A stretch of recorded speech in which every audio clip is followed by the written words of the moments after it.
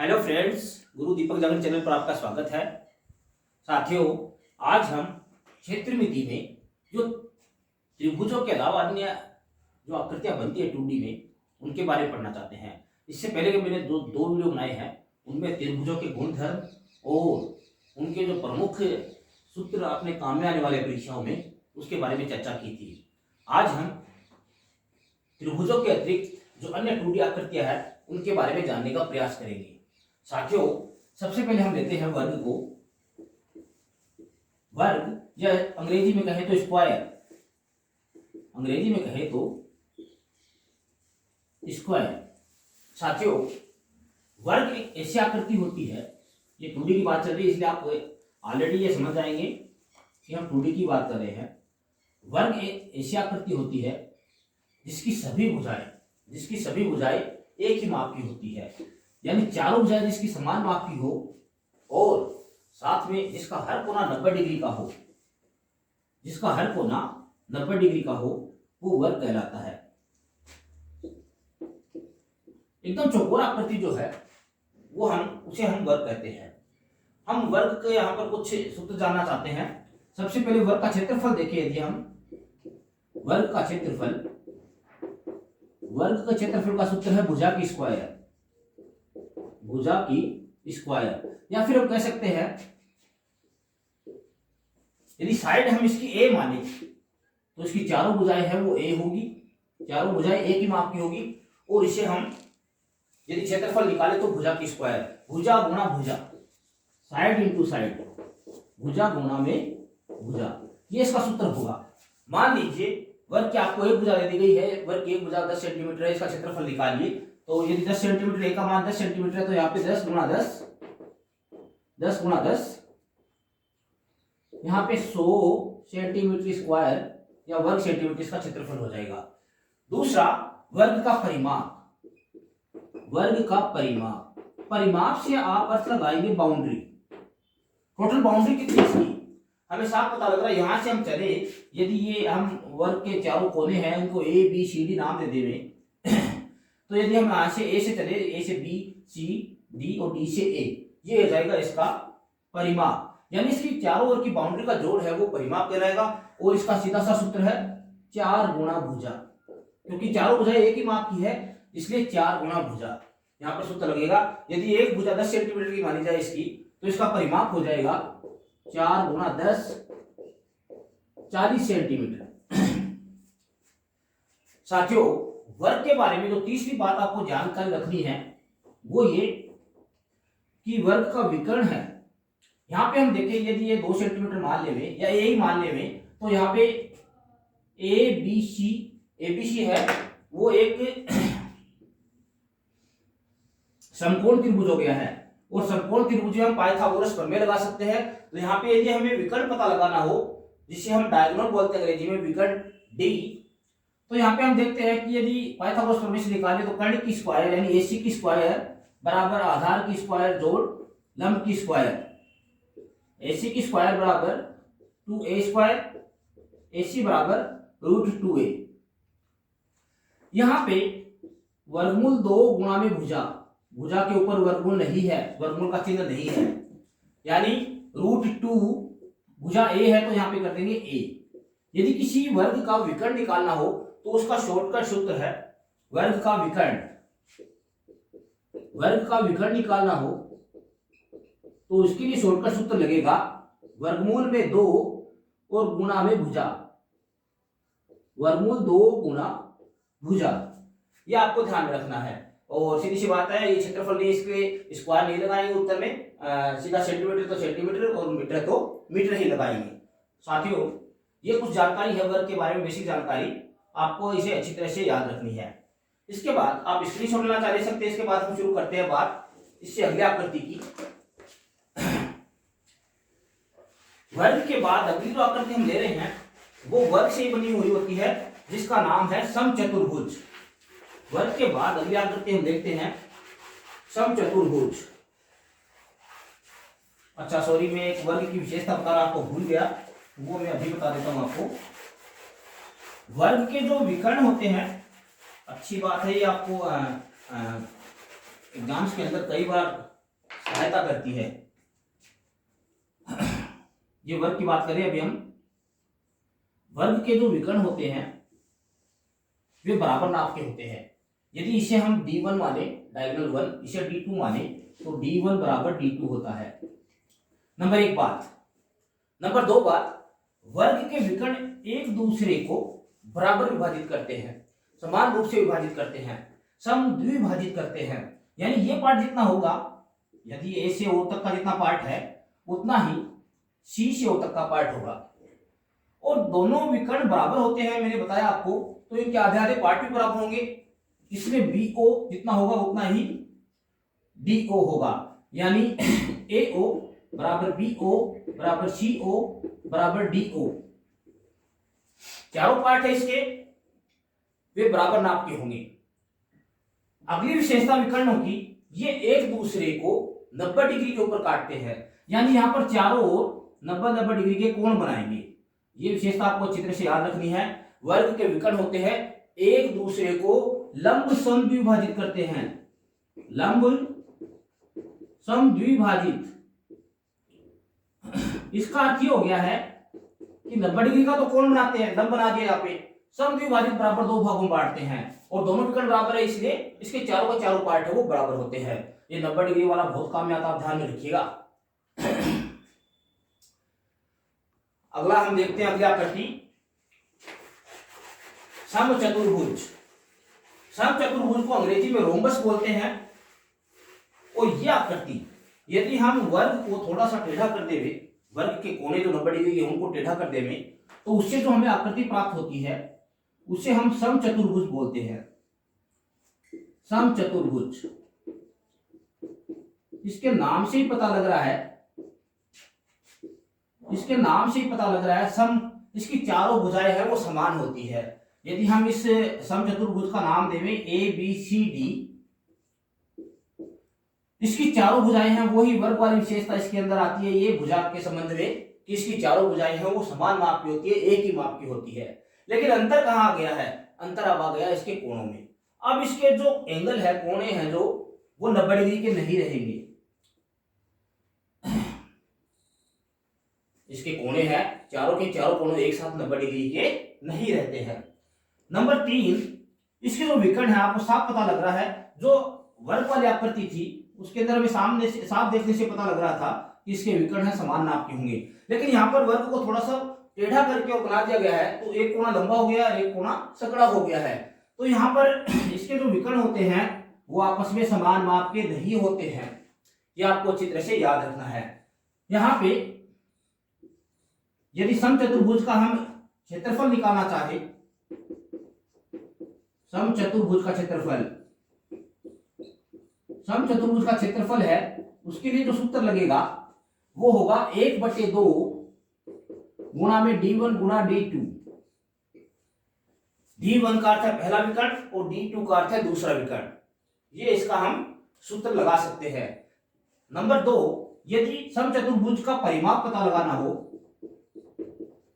तो देखिए वर्ग वाली विशेषता भुजाओं में लग रही थी, चारों भुजाएं समान है, इसलिए सीधा सा सूत्र लगेगा 4 गुणा में भुजा।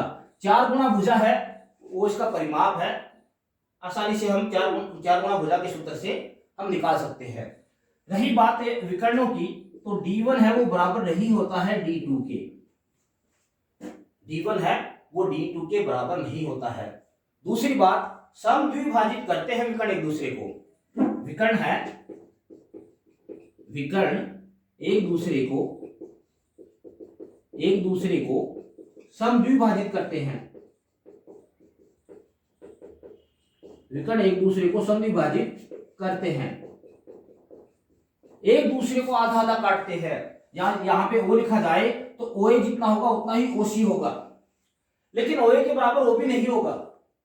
कारण यहाँ पे विकर्ण बराबर नहीं है, विकर्ण समान नहीं है, तो उनके आधे आधे पार्ट है वो भी बराबर नहीं होंगे। ये बात आपको याद रखनी अच्छी तरह से। नंबर 2, न ही ये लंब समद्विभाजित करते हैं। यहाँ पे 90 डिग्री का एंगल है, ये नहीं बनाएंगे जैसे कि वर्ग में बनाते थे। केवल इतना ही कि ये विकर्ण एक दूसरे को जब काटते हैं तो आधा आधा बराबर भाग विभाजित, आधे आधे बराबर भाग में विभाजित कर देते हैं। एक उदाहरण लिया जाए, यदि ये 10 सेंटीमीटर है और ये 8 सेंटीमीटर है तो समचतुर्भुज का क्षेत्रफल निकाले तो 1/2 गुणा पहला विकर्ण गुणा दूसरा विकर्ण काटे थे 2 से 40 सेंटीमीटर स्क्वायर है इसका क्षेत्रफल आ जाएगा। यदि परिमाप देखें तो परिमाप के लिए यहाँ पर एक भुजा की जरूर आवश्यकता होती है। यदि भुजा नहीं देंगे तो यहाँ से हम भुजा निकाल नहीं सकते पर्टिकुलर जब तक यह न कहा जाए कि ये कोना 90 डिग्री है। ये 90 डिग्री होते हैं, यहाँ पे सामने वाली भुजा विकर्ण हो गई है और यहाँ पे हम पाइथागोरस प्रमेय लगा के विकर्ण का मान निकाल लेते हैं, उसको 4 से गुणा करेंगे तो परिमाप आ सकता है। साथियों आप स्क्रीनशॉट लेना चाहे ले सकते हैं। इसके बाद में हम अगली आकृति की बात करते हैं। अगली जो 2D आकृति है वो है आयत, रेक्टेंगल।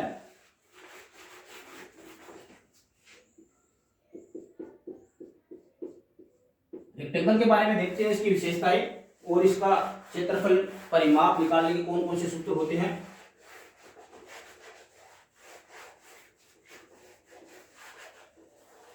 आयत जो आकृति होती है 2D में वो इस प्रकार की आकृति होती है। यहां पे हम नाम लिख देते हैं इसका ABCD। आयत की विशेषता होती है कि इसके आमने सामने की भुजाएं बराबर होती है, केवल और केवल आमने सामने की। यदि चारों बराबर हो जाएगी तो ये वर्ग बन जाएगा। ये भुजा ये बराबर है माप में, ये भुजा बराबर है ये माप में। नंबर 2 बात इसकी विशेषता, इसके चारों कोने 90 डिग्री के होते हैं। इसके चारों कोने हैं वो 90 डिग्री के होते हैं। नंबर 3 इसके विकर्ण माप में बराबर होते हैं। इसके विकर्ण है वो लंबाई में समान होते हैं, यानी D1 बराबर होता है D2 के। इसके विकर्ण है एक दूसरे को समद्विभाजित करते हैं। विकर्ण है वो समद्विभाजित करेंगे, यानी यहाँ पे AO बराबर होगा CO के एंड BO बराबर होगा DO के। इसके विकर्ण है एक दूसरे को समद्विभाजित करते हैं। अब यदि हमें आयत का क्षेत्रफल निकालना हो, आयत का क्षेत्रफल यदि हम निकाले तो सीधा सा सूत्र है लंबाई गुणा चौड़ाई। यदि हम आयत का क्षेत्रफल निकाले तो लंबाई गुणा चौड़ाई। आयत का परिमाप निकाले, परिमाप आप देख सकते हो परिमाप के अंदर ए से हम चले वापस ए तक आए तो यहाँ पर 2 बार तो लंबाई आ गई है बी वाली, 2 बार चौड़ाई आ गई है BC वाली, यानी 2 लंबाई और जोड़ 2 चौड़ाई, 2 लंबाई जोड़ 2 चौड़ाई, 2 को निकाल लेते हैं तो लंबाई जोड़ चौड़ाई, 2 गुणा लंबाई जोड़ चौड़ाई। उदाहरण देखते हैं, ये मान लीजिए 12 सेंटीमीटर है और ये 5 सेंटीमीटर है, तो क्षेत्रफल निकाले तो सीधा सा 12 गुणा 5 60 सेंटीमीटर स्क्वायर, ये होगा इसका परिमाप क्षेत्रफल। यदि परिमाप निकाले तो 2 गुणा में लंबाई है 12 चौड़ाई है 5, सबसे पहले ब्रैकेट सर्व करना, 2 गुणा में 17 34 सेमी, इसका परिमाप है वो 34 सेंटीमीटर हो जाएगा। नंबर 3 बात, यदि इसका हमें विकर्ण निकालना है तो विकर्ण के लिए हम पाइथागोरस प्रमेय काम में लेंगे। आप साफ साफ देख सकते हैं त्रिभुज ABC जो इसमें बन रहा है वो एक समकोण त्रिभुज है और समकोण त्रिभुज में हम पाइथागोरस प्रमेय लगाकर और आसानी से विकर्ण या कोई भी अन्य भुजा है वो आसानी से प्राप्त कर सकते हैं। इसके बाद साथियों जो अगली आकृति है वो है समानांतर चतुर्भुज। समानांतर चतुर्भुज जिसे इंग्लिश में पैरेललोग्राम बोलते हैं। पैरेललोग्राम यदि वही वर्ग से जिस प्रकार हमने समचतुर्भुज बनाया था, वर्ग के जो कोने हैं वो थोड़े से हम 90 डिग्री से अलग कर देंगे तो वो रोम्बस बन जाता है, समचतुर्भुज बन जाता है। उसी प्रकार यदि हम आयत के कोने हम 90 डिग्री नहीं रखें तो वो समानांतर चतुर्भुज बन जाता है। समानांतर चतुर्भुज, समानांतर चतुर्भुज माने आयत का एक रूप है ये, लेकिन इसके कोने हम 90 डिग्री के नहीं होते हैं। ये मैंने ले लिया है ABCD। समानांतर चतुर्भुज होता है पैरेललोग्राम, उसमें आयत भुजाओं के अंदर वही सेम प्रॉपर्टी लगती है जो कि आयत में लगती है। इसके आमने सामने की भुजाएं समान माप की होती है, ये और ये बराबर होगी सामने वाली और ये बराबर होगी। तो सीधी सी बात बड़ी है, समानांतर चतुर्भुज का परिमाप जो होगा वो भी आयत की तरह ही निकलेगा। मैं समानांतर चतुर्भुज को शॉर्टकट में सहज से लिखा हूं। समानांतर चतुर्भुज का परिमाप यदि निकालना हो हमें तो हमें सूत्र लगाना पड़ेगा 2 लंबाई जोड़ चौड़ाई। जैसा कि आप देख रहे हैं इसके विकर्ण है, अब आप एक तरफ से लंबे हो गए हैं, एक तरफ से सकड़ा हो गया है। विकर्ण है वो एक तरफ से लंबे, एक तरफ से सकड़े हो गए हैं। तो यहाँ पे D1 बराबर नहीं होगा D2 के। विकर्ण है आपस में समान नहीं होते हैं, लेकिन एक दूसरे को समद्विभाजित करते हैं, समद्विभाजित करते हैं, समद्विभाजित करते हैं। समांतर चतुर्भुज की एक विशेषता और होती है, आमने सामने के कोण है वो समान होते हैं, बराबर नाप के होते हैं। यदि ये 40 डिग्री है तो सामने वाला भी 40 डिग्री होगा, यदि ये 140 है तो सामने वाला भी 140 डिग्री होगा। तो सम्मुख कोण, सामने वाले कोण को बोलते हैं सम्मुख कोण। सम्मुख कोण होते हैं वो बराबर होते हैं, बराबर होते हैं। समानांतर चतुर्भुज का यदि हम क्षेत्रफल निकाले तो आधार तो हमारे पास मौजूद ही रहता है, लेकिन हमें लंबाई और चाहिए, लंब और चाहिए। ये लंब मान लिया हमने DE। समांतर चतुर्भुज का क्षेत्रफल निकाले, समांतर चतुर्भुज का यदि हम क्षेत्रफल निकालना चाहें तो वो होगा आधार गुना ऊंचाई बोल दीजिए या लंब बोल दीजिए, लेकिन इसके अंदर ऊंचाई भुजा ये नहीं ध्यान में रखना है, जो लंब होता है वो लिया जाता है। जो छोटी कक्षाओं के अंदर 8वीं 9वीं के अंदर क्वेश्चन पूछे जाते हैं वो इस प्रकार पूछे जाते हैं, ये आधार दे दिया 10 सेंटीमीटर, ये लंब दे दिया है 8 सेंटीमीटर, ये भुजा दे दी गई है 6 सेंटीमीटर और यहां से लंब पूछ लिया गया है, ये लंब कितना होगा DF। अब जानते हैं इधर से हम आधार गुना ऊंचाई निकाल के इसका क्षेत्रफल निकालेंगे। 8 10 गुना 8 80 सेंटीमीटर इसका क्षेत्रफल आ गया, 80 सेंटीमीटर स्क्वायर। तो क्षेत्रफल तो बदलेगा नहीं, इधर भी वही रहेगा।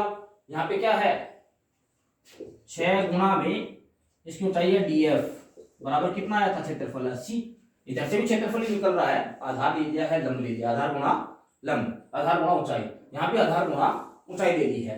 यहाँ इसके हिसाब से 80 आया था तो इसके हिसाब से भी 80 आना चाहिए। 6 से इसमें भाग लगा देते हैं, DF बराबर 80/6। इसका जो भी आंसर आएगा 6 कम 6 6 3 18, 13 से ही 2/6 या 13 से ही 2 1/3 सेंटीमीटर स्क्वायर, सॉरी सेंटीमीटर, ये आ जाएगी DF की लंबाई। ये आपको मैंने एक उदाहरण बताया है, तो आप इसकी विशेषता को अच्छी तरह से ध्यान में रखें। अब बात करते हैं हम अगले आकृति की, जिसका नाम है समलंब चतुर्भुज। ये समानांतर चतुर्भुज था। अब बात करते हैं हम समलंब चतुर्भुज की।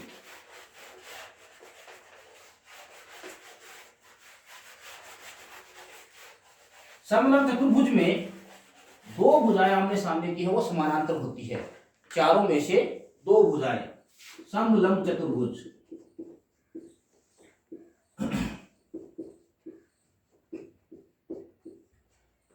मैं यहाँ पे एक आकृति बना रहा हूं, आप देखिए।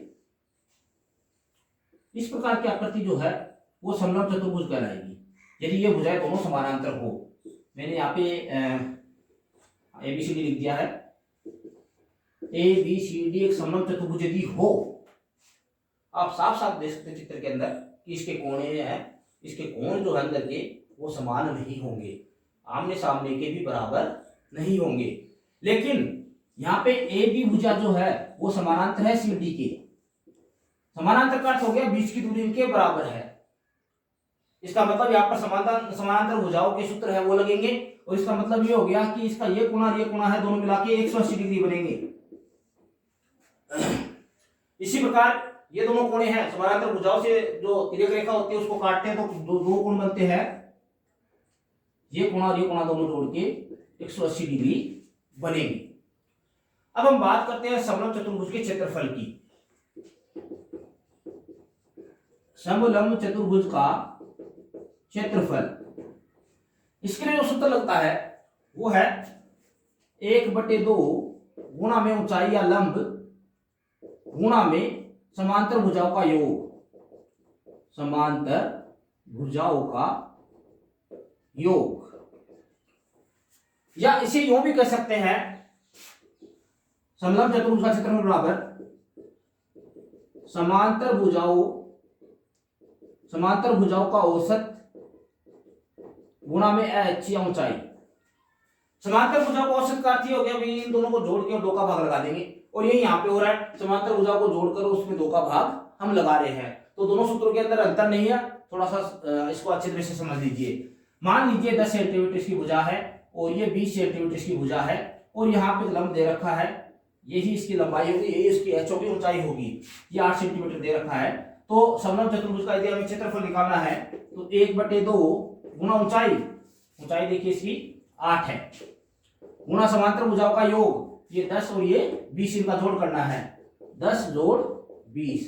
जैसे कि मैंने पहले बताया था बोर्डमास रूल में भी आपको, आप देख सकते हैं। सबसे पहले ब्रैकेट हल करेंगे यहाँ पर 1/2 गुणा 8 गुणा, यहाँ पे जोड़ देते इसको 20 और 10 30। कई स्टूडेंट गलती क्या करते हैं, सिर्फ 10 को काट देते हैं 2 से, या फिर 20 को काट देते हैं। ब्रैकेट पूरा पहले हल होगा, उसके बाद में ही हम इसे 2 से विभाजित कर सकेंगे। इसको मैंने काट दिया 4 बार, 3 चौके 12, 120 सेंटीमीटर स्क्वायर है वो इसका क्षेत्रफल आ जाएगा समलंब चतुर्भुज का। स्टूडेंट्स, समलंब चतुर्भुज के बारे में थोड़ी सी जानकारी आपको और देनी है, आप इसका स्क्रीनशॉट ले सकते हैं। साथियों, यहाँ पे मैंने 2 आकृतियां बनाई है समलंब चतुर्भुज की, और इनका क्षेत्रफल पूछा गया है। थोड़े से इंपॉर्टेंट क्वेश्चन आप देख लीजिए। समानांतर भुजाएं हैं, उनके माप दे रखे हैं। छोटे वाली जो भुजा उसका 42 है, बड़े वाली का 59 है। साइड में जो दोनों भुजाएं हैं, और दोनों बराबर होना जरूरी नहीं है, ये 25 सेंटीमीटर है, ये 26 सेंटीमीटर है, इसका क्षेत्रफल पूछा गया है। हम क्या करते हैं ऐसे सवालों को सोल्व करने में, सबसे पहले लंब डालेंगे। यहाँ पे लंब डाल दिया मैंने, और यहाँ पे भी लंब डाल दिया है। ऊपर 42 सेंटीमीटर था, तो नीचे ये भाग जो है यहां से लेकर यहां तक, जिसको नाम दे देता हूं EF भाग वो 42 होगा, तो 59 में से 42 चला गया है, ये 17 बच गया, 17 सेंटीमीटर। अब 17 सेंटीमीटर जो है वो ये पार्ट है AE और BF। AE और BF वाला जो पार्ट दिख रहा है आपको, ये 17 सेंटीमीटर होगा, पर ऐसा होगा 17 सेंटीमीटर से यहाँ पे कितना होगा, यहाँ पे कितना होगा, वो हमें ध्यान में नहीं है। तो मैंने एक त्रिभुज वाले वीडियो में चर्चा की है यहाँ पे, इससे पहले जो वीडियो बना है पाइथागोरियन ट्रिपलेट की। पाइथागोरियन ट्रिपलेट के अंदर 3 अंकों का ऐसा समूह होता है जिसके अंदर पाइथागोरस प्रमेय है वो पूर्ण रूप से लागू होती है।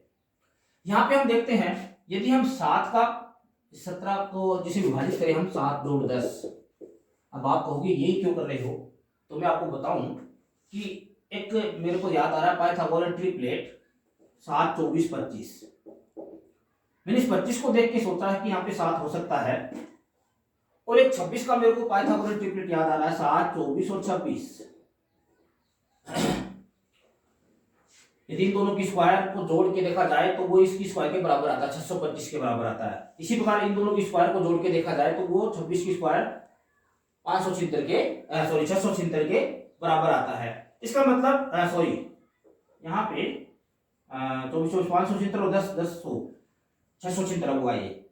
तो यहाँ पे हमें साफ पता है 25 वाले के साथ कौन सी भुजा लगेगी, 7 सेंटीमीटर। 26 वाले के साथ लगेगी 10 सेंटीमीटर। ये भाग जो बच गया है ये 24, और ये इधर भी 24। ये बराबर होना जरूरी क्योंकि लंब भी तो है, समानांतर भुजाओं के बीच में लंब है, उसकी दूरी समान होती है, उसकी ऊंचाई समान होती है। अब तो वेरी इजी हो गया, हमारे पास ऊंचाई आते ही है, चाहते ही समलंब चतुर्भुज का क्षेत्रफल निकालना बहुत आसान हो जाता है। 1/2 गुणा में ऊंचाई गुणा समांतर भुजाओं का योग 42 जोड़ 59। ये 1/2 इसको काट ही देते हैं यहाँ से, 12 गुणा में से जोड़ देते हैं 9 2 80 की 101 को 12 से गुणा कर देंगे, इसका आंसर आ जाएगा। मेरे ख्याल से आपको समझ में आ गया होगा। अगला देखते हैं। अगले के अंदर चारों माप वैसे के वैसे दे रखे हैं, और यहाँ पे हम यदि हमारा वो ट्रिपलेट वाला फॉर्मूला लगाना चाहें तो ये मैंने बना दिए है लंब, और ये 22 है तो ये भी 22। 10 सेंटीमीटर बच गए माप, जो यहाँ से AE और BF तक, AE और BF का जोड़ है वो 10 सेंटीमीटर होगा।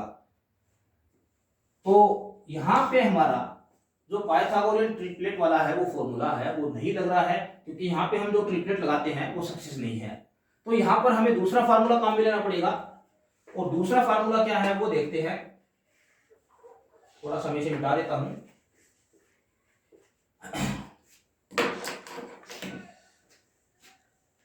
जब ट्रिपलेट लागू नहीं हो पाता है तो यहाँ पे हमें किस प्रकार हम समलंब चतुर्भुज का क्षेत्रफल निकाल सकते हैं। देखिए यहाँ पर हम इस भुजा के समानांतर एक भुजा खींच लेते हैं, और इस वाले पार्ट को ये ई लिख देता हूं मैं। बी सी डी ई को हमने क्या बना दिया है, एक समानांतर चतुर्भुज बना दिया है। समानांतर चतुर्भुज बना दिया तो ये 8 है, तो यहाँ पर भी 8 सेंटीमीटर होगा। ये 22 है तो सामने वाला पार्ट यहाँ पर कितना होगा, 22। पूरा था 32, 32 में 22 चला गया तो ए कितना रह गया है, 10। ए रह गया है 10। हमें तो लंब चाहिए एच, यदि एच मिल जाए तो हमारा काम बहुत ही आसान हो जाएगा। अब हम केवल इस त्रिभुज की बात करते हैं। केवल इस त्रिभुज में हम देखते हैं ये एक विषम बाहु त्रिभुज है जिसकी 3 भुजाएं हैं, 6 सेंटीमीटर, 6 सेंटीमीटर, 8 सेंटीमीटर और 10 सेंटीमीटर। 6, 8 और 10। एक तो इसका सूत्र ये है कि हीरोन फॉर्मूला से हम इसका क्षेत्रफल निकाल लेंगे, और फिर 1/2 गुना आधार गुना ऊंचाई के बराबर, आधार गुना ऊंचाई के बराबर 1/2 गुना आधार गुना ऊंचाई के बराबर इसका क्षेत्रफल रख देंगे और एच फाइंड कर लेंगे। दूसरा तरीका हम यहाँ पे देखते हैं, 6, 8, 10 का ट्रिपलेट होता है। 6 की स्क्वायर जोड़ 8 की स्क्वायर हो, 10 की स्क्वायर के बराबर होता है। तो इसका मतलब साफ साफ हो गया है कि यहाँ पे 90 डिग्री का कोण बना हुआ है। 90 डिग्री का कोण बना हुआ है। ट्रिपलेट तभी बन सकता है जबकि एक राइट एंगल ट्राइंगल हो, एक समकोण त्रिभुज हो। इसका मतलब ये हो गया, यदि हम त्रिभुज का क्षेत्रफल निकालना चाहें तो इसके लिए मैं एक सूत्र बताया था आपको, जो कि साइन थीटा से संबंधित है। 1/2 गुणा ए गुणा बी गुणा साइन थीटा। जो विषम बाहु त्रिभुज है उसके अंदर यदि हमें एक कोण पता हो और उसकी दोनों साइड की भुजाएं पता हो तो हम ये सूत्र काम में ले सकते हैं। यहाँ पे हम देखते हैं यदि इसका हम क्षेत्रफल निकालें तो 1/2 गुणा आधार 10 गुणा ऊंचाई h बराबर, इस फॉर्मूले में मान रख रहा हूं क्योंकि ये भी इसी त्रिभुज का क्षेत्रफल है। 1/2 गुणा ए साइड 6 बी साइड 8 गुणा साइन थीटा। थीटा यहाँ पे कितना 90 डिग्री है, साइन 90 का मान होता है 1। आप अच्छी तरह से देखिएगा, ये वाला मैंने सूत्र लगाया है जो सिंपल सूत्र हम काम में लेते हैं, 1/2 गुणा आधार गुणा ऊंचाई। दूसरे वाला साइन थीटा वाला सूत्र लगाया जब दो भुजाएं में पता हो उनके बीच का कोण पता हो। यहाँ पे 1/2 से 1/2 काट देते हैं, 10h बराबर 48, h बराबर 4.8 सेंटीमीटर। अपना काम आसान हो गया है, h आ गई है 4.8। इससे हम वही सूत्र समलंब चतुर्भुज का क्षेत्रफल का सूत्र है वो लगा देते हैं। समलंब चतुर्भुज का क्षेत्रफल है वो 1/2 गुणा ऊंचाई 4.8 गुणा समांतर भुजाओं का योग 22 जोड़ 32। अच्छा इसे काट दो, की बात है 2.4 गुणा 54, इसे गुणा करेंगे तो हमारा उत्तर है वो हमें प्राप्त हो जाएगा। साथियों पटवार एग्जाम है वो आगे खिसक गई है, लेकिन हम तैयारी रेगुलर करते रहेंगे। आपकी कंपटीशन की तैयारी करने वाले जो साथी हैं उनको मेरे चैनल के बारे में जरूर बताएं। पूरा वीडियो देखने के लिए थैंक यू।